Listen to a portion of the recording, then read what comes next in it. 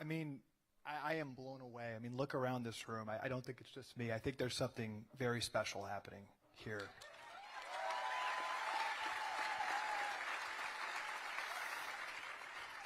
When Donald Trump, a couple miles away, stood at that podium and Robert F. Kennedy Jr. walked out and Donald Trump said, "Make America healthy again," I think it was one of the most important political moments in our lifetime.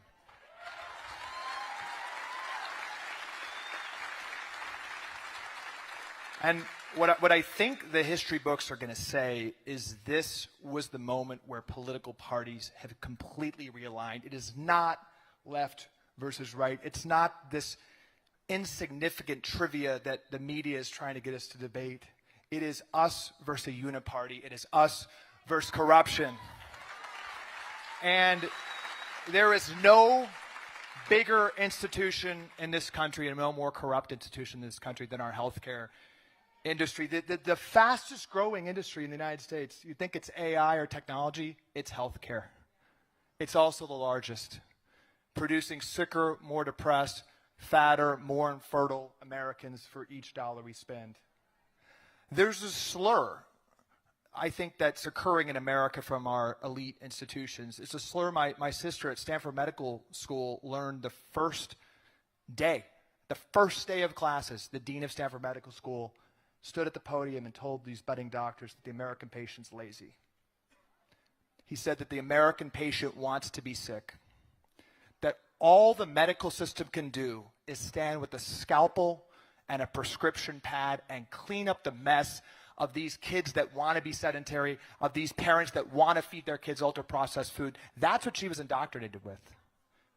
That is what they say. When she brought up a dietary intervention at Stanford, when she brought up a dietary intervention to a patient with a migraine and 6 other comorbidities, she read some PubMed articles. She said, maybe you should look at your diet.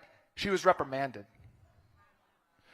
The attending surgeon said, you didn't go to nutrition school. That's fringe science. You are supposed to cut people open. That is the norm in our medical system today. We have a situation fundamentally where 9 out of 10 killers of Americans are foodborne lifestyle illnesses. This is not a political issue. It's just a scientific fact. From our USDA and the FDA and our institutions that we trust, we should be getting the clinical reality, which is that we're poisoning our kids. But instead, the USDA says that a diet 93% in ultra-processed food can be healthy for kids. They say that a 12-year-old should be getting Ozempic as the first-line defense. SSRI rates have doubled among high schoolers. So what happened a couple miles away and what this movement means is we and this party is focusing on big ideas. We are focusing on getting Americans healthy. We are focusing on taking our autonomy back from these corrupt institutions.